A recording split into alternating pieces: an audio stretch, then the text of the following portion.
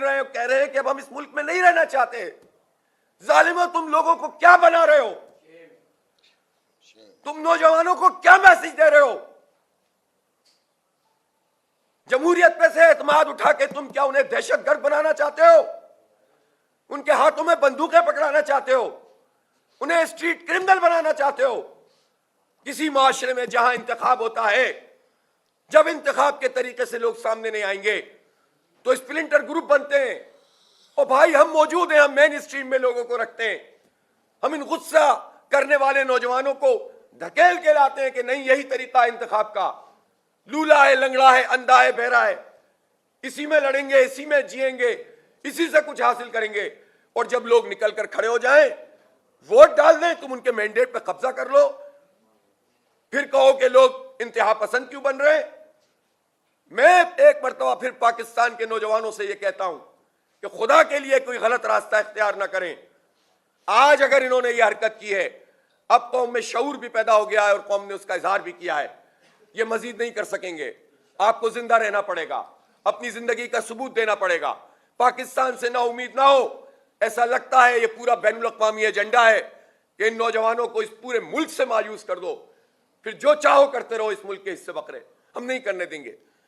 یہ بڑی تمناؤں سے ملک بنا ہے, یہ لاکھوں قربانیوں کے بعد بنا ہے. اس پر قبضہ کرنے والے احساس نہیں رکھتے کہ اس کے لیے لوگوں نے کیا کیا قربانیاں دی ہیں. ہم اپنی نسلوں کو تباہ نہیں ہونے دیں گے انشاءاللہ. ہم لڑیں گے ان کے لیے, اور ہمارے نزدیک اس طرح کی جعلی چیزوں کی کوئی حیثیت نہیں ہے. ڈوب مرے یہ سارے لوگ کہ جو اس جعلی مینڈیٹ کے اوپر جشن منا رہے ہیں. شرم نہیں آتی ان لوگوں کو. بس آج مجھے اتنا ہی کہنا ہے, کل سے انشاءاللہ میں اور باتیں بھی کروں گا. انتخابی نتائج کو کل عدم کیا جائے. کراچی کے کمیٹی بنے, سپریم کورٹ کی قیادت میں, وہ ساری کی ساری جو ہے وہ اس کے اوپر فورنزک آڈٹ کریں. اس کا دودھ کا دودھ, پانی کا پانی ہو جائے گا. اور مجھے یہ بھی معلوم ہے کہ مختلف آروز کے دفتروں میں جعلی فارم 45 بنانے کا بھی عمل جاری ہے اس وقت.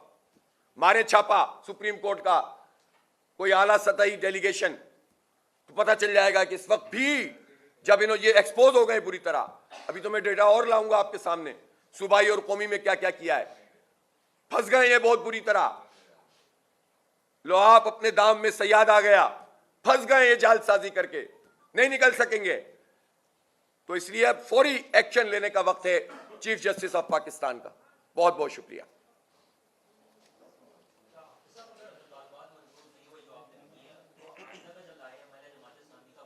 لائے عمل دیکھیں, ہم پاکستان کے فریم ورک میں کام کرتے ہیں.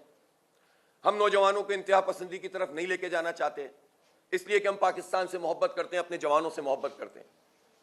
ہم ان کو یہ میسج دیتے ہیں کہ ہم لیڈ کر رہے ہیں, ہمارے ساتھ کھڑے ہوں. لوگ پرامن سیاسی مزاحمت کریں. ہم اپنے اداروں سے بھی نہیں لڑنا چاہتے, لیکن ہم یہ بھی نہیں چاہتے کہ کوئی بھی جو ہے ہمارے مینڈیٹ پہ قبضہ کرے اور ہم خاموش رہیں. ہم سپاہیوں سے بھی نہیں لڑنا چاہتے. چند لوگ پورے اداروں کو اگر یرغمال بنا لیتے ہیں تو ہماری لڑائی اپنے اداروں سے نہیں ہے, ہماری لڑائی عوام کے حق کے لیے اور ان لوگوں سے جنہوں نے پاکستان کو یرغمال بنایا ہوا ہے. ان کو اپنا قبلہ درست کرنا پڑے گا. تو ہم مایوس ہو کے گھر نہیں بیٹھیں گے, ہم اپنے حصے کا کام کریں گے, اور قانونی جنگ بھی لڑیں گے, سیاسی جنگ بھی لڑیں گے.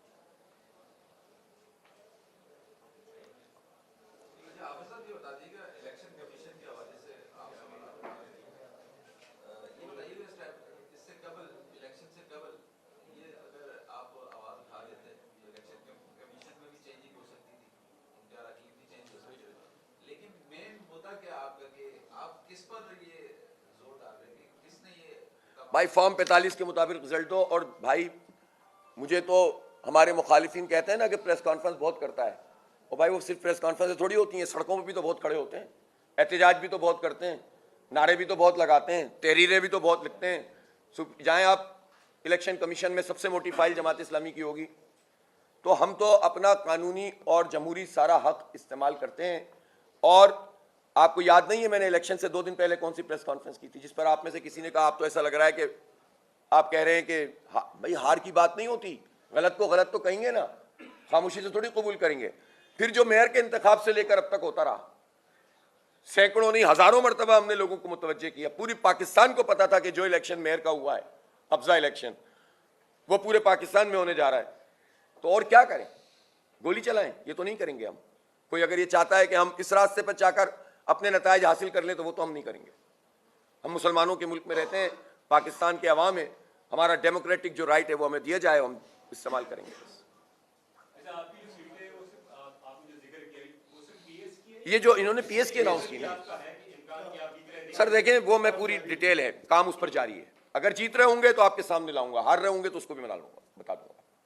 ایک ایک فارم کو بار بار پھٹک کے جان پھٹک کے دیکھ رہے ہیں, اور اپیرنٹلی ایسا لگ رہا ہے کہ وہ سیٹیں آزاد امیدواروں نے جیتی ہیں. لیکن ایم کیو ایم کہاں ہے بھائی؟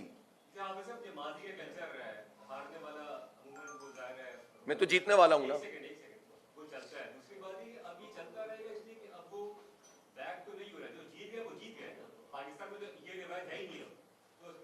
نہیں, بہت روایتیں ہیں پاکستان میں, اور عوامی مزاحمت جو ہوتی ہے, پرامن سیاسی عوامی مزاحمت, اس کا راستہ کوئی نہیں روک سکتا. یہ حلقے کھلیں گے انشاءاللہ, آج نہیں تو کل کھلیں گے.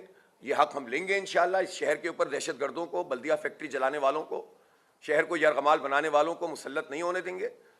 اور وہ اس قابل بھی نہیں ہے کہ کوئی ایک پولنگ اسٹیشن جیت سکیں. ان کو 15 قومی سیٹیں دے دو گے, 25 صوبائی سیٹیں دے دو گے. دیکھیں تو ہم تو اس راستے پہ نہیں جا رہے. آئندہ انتخابات اگر ہوتے ہیں تو عوام آپ کو ووٹ کیوں دے گی؟ جو پارٹی اپنے ووٹرز کا ووٹ کا دفاع نہیں کر سکتی, تو آئندہ آپ کو کس طریقے سے؟ دیکھیں اس طرح کے سوالات لوگوں کو مایوس کر سکتے ہیں. بات یہ ہے کہ ہم یہ دفاعی تو کر رہے ہیں اپنے ووٹ کا. اگر ہم خاموشی سے تسلیم کر لیں تو پھر اس کا مطلب یہ ہے کہ پھر ہم گھر بیٹھ جائیں نا. جو دفاع کرتا ہے لوگ اس کے ساتھ ہوتے ہیں. آپ نے دیکھ لیا نا, پورے ملک میں لوگ نکلے ہیں نا.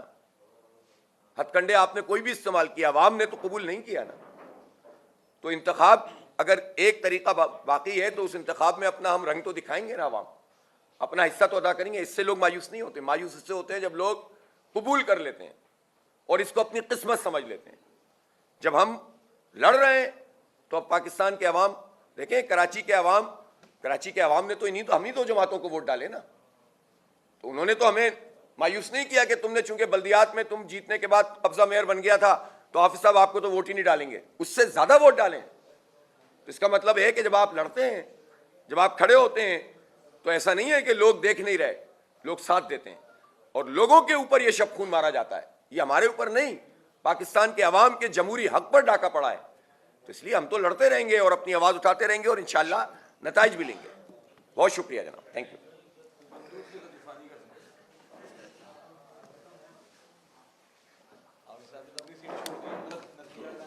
میں کیوں نہیں,